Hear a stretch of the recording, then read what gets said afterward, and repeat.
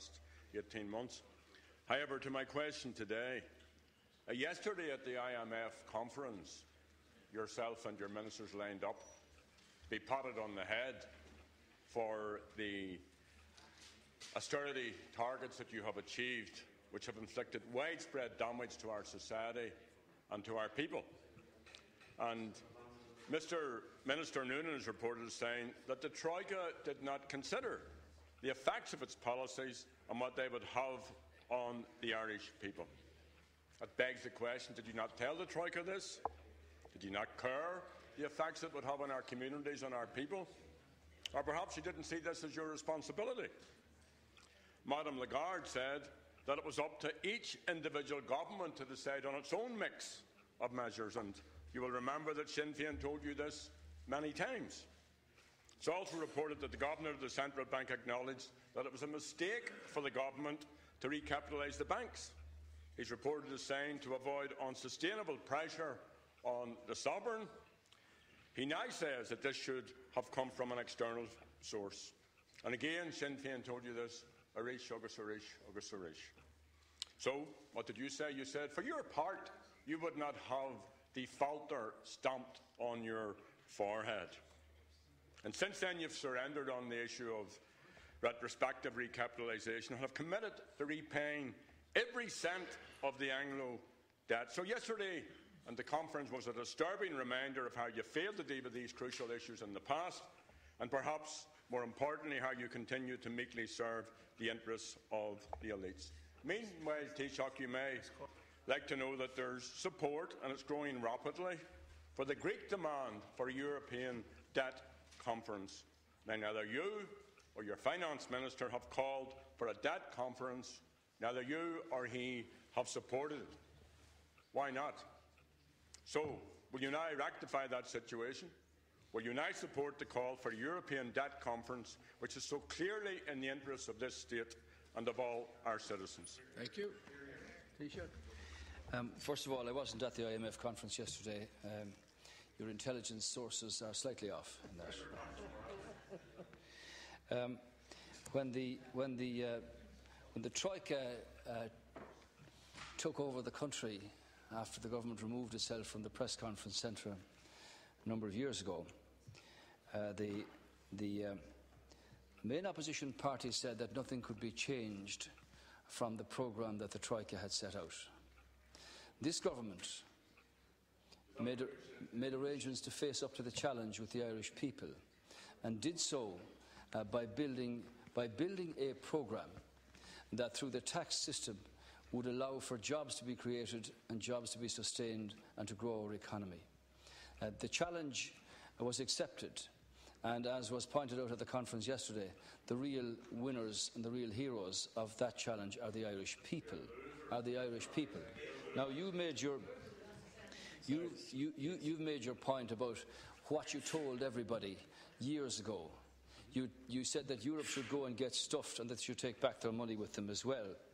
Now, you said that we had surrendered, unusual term, the possibility of retrospective payout in respect of the decision made on the 20th of June 2012. Well, for your information, Deputy Adams, the Minister for Finance has made it perfectly clear that what the government are doing here is examining all the options to see what is the best option to get the best result for the Irish taxpayer. This government did not put any money into Anglo-Irish Bank.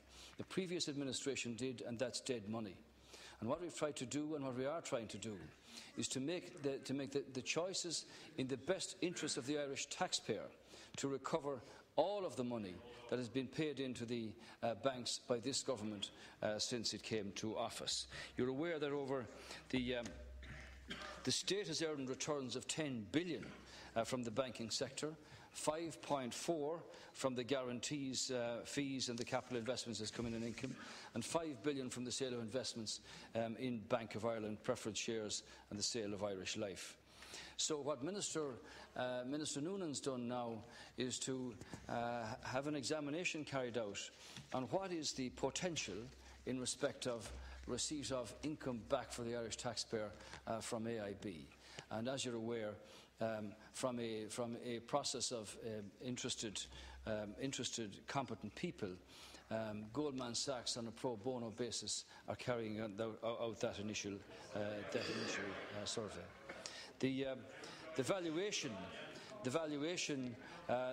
state's holding in AIB, Bank of Ireland and PTSB is currently valued at 15 billion, as you're aware, and that valuation can be broken down at 13.3 from AIB, Bank of Ireland equity at 1.4 and PTSB at 400 million. So it's not true to say that government have abandoned the decision of the 20th of June 2012. What the government will decide, Deputy Adams, is what is the best choice to make in respect of getting back the most money for the Irish taxpayer. That's what the interest of this government is, unlike its predecessor. Deputy Adams, thank you. 1 minute. Well, I see you have studiously avoided answering my question, which was very simple and very straightforward, and I'll repeat it so that you get an understanding of it. Will you now support the call for a European debt conference, which is so clearly in the interests of this state and all of our citizens? That's what I asked you, Taoiseach. You also once again attributed a remark to me which I did not make. And, you just refused to negotiate with our European partners. Every single time you went there, you prefaced your visit by saying we will not default. You tugged the forelock. We will not have defaulter stamped on our foreheads. Totally contrary to not an inch Frankfurt way or Labour's way, not a red cent to the banks.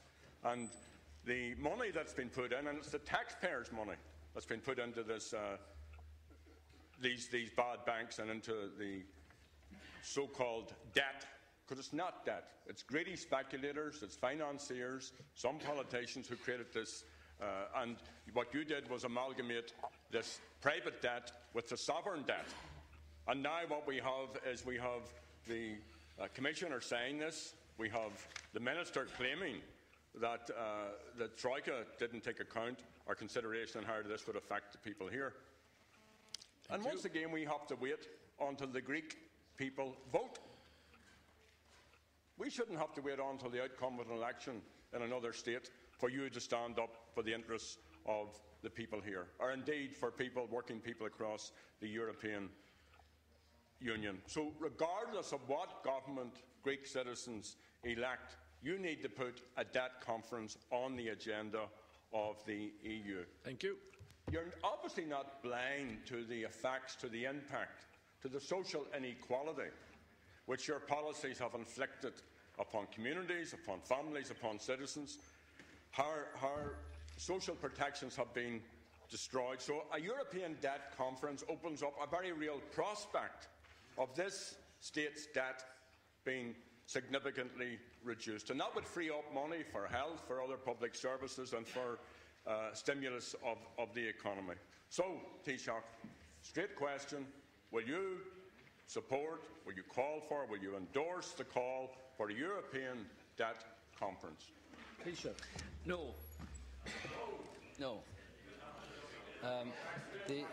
It's not for Ireland to interfere in the issues that are raised in the context of a general election in another country, nor do they in ours.